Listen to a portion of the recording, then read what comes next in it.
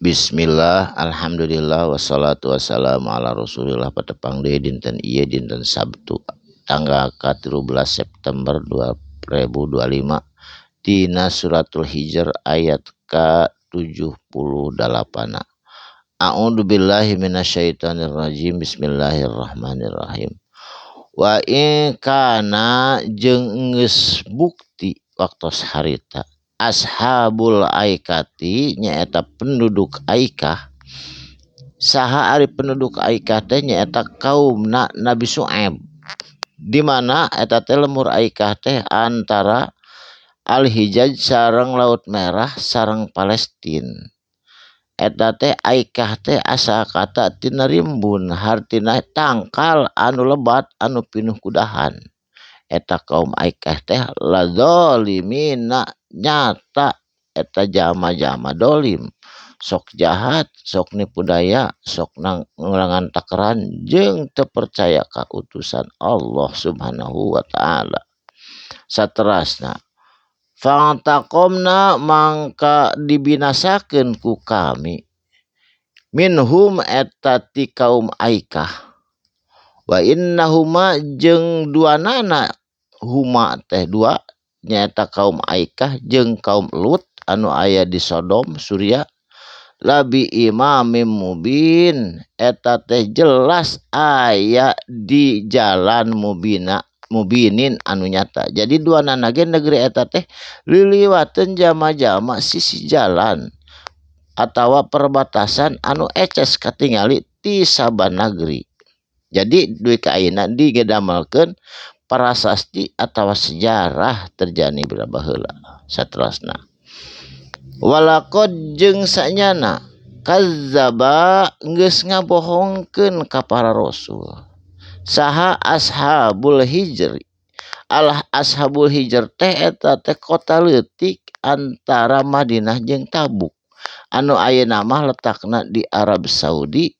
Mursalina eda di dinya seueur pirang-pirang utusan.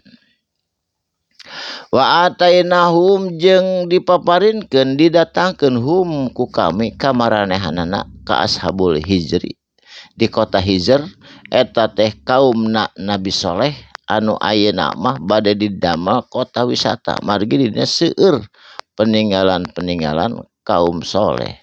Wa ayatina jeung dipaparingkeun ku kami teh naon mukjizat ka saha ku kami ka Nabi Soleh nyaeta ngaluarkeun onta anu kacida gedena kaluar tina batu karang. Fakanu mangka bukti anha tina eta mukjizat Kangjeng Nabi Soleh muridina kalakah ngabalieur teu percaya. Saterusna wakanu jeung bukti itu kaum Hijr kaum Nabi Soleh yan hituna eta teh ahli mahat maranehana teh tapi ka ayeuna ge aya peninggalanana di negeri Hijr di kota Hijr di Arab Saudi. Eta teh pahatan minajibali tina pirang-pirang gunung buyutan dijieunkeun pirang-pirang imah atau bangunan-bangunan atuh kacida indahna saena eta teh gunung cadas dipahat ditorongkeun ka jero dijieun imah aminina anu aman tina hujan aman tina panas tiis tanpa AC da eta mah gunung di jero jadi tiis karaosna. Ngan hanyaka eta teh kaum Nabi Soleh teh nyaeta membangkang teu percaya malahan ontana oge kalaka dibunuh eta mukjizatna Nabi Soleh teh direcah dimakan padahal eta teh geus diamanatkeun eta teh mukjizat Kangjeng Nabi Soleh ngaluarkeun onta anu kacida gedena tina batu karang. Fa akhodathum mangka kulantaran eta ngabangkangna kaum Hijr. Fa akhodathum ditimpakeun hum ka itu kaum Nabi Hijr soihatu ku suara tina jero taneuh anu menjerit bari ngaluarkeun api musbihina sami eta ge dina waktu subuh dina waktu jama-jama rek beraktivitas sewang-sewangan dibeledagkeun we ti jero taneuh muncrat eta binasa kaum Nabi Soleh anu jumlahna 25.000 orang waktu hari eta. Kota kecil tapi padat kaum Hijr mah. Pama agna jeung henteu agna nyukupkeun bisa nebus anhum tina siksaan Allah.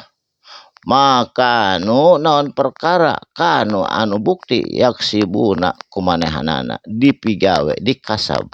Jadi harta benda anak pamajikan anu sakitu robana anu sakitu geulisna anu sakitu mewahna gedung-gedungna tina jero tina jero cadas indah kabina-bina jiga istana raja jiga istana presiden lamun ayeuna mah diukir ku pahatan anu ahli kaum Hijr tapi teu aya hartina upami ku Allah tos dihancurkeun.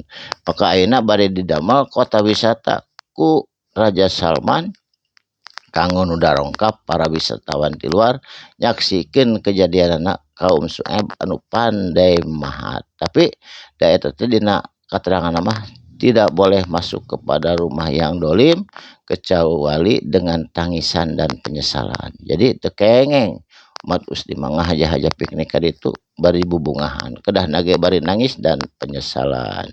Barakallahu li walakum sakalimah dua kalimah mugi aya manfaatna insyaallah anjing patepang deui dinten Senin dina waktu sareng gelombang anu sami. Shadaqallahul azim. Assalamualaikum warahmatullahi wabarakatuh.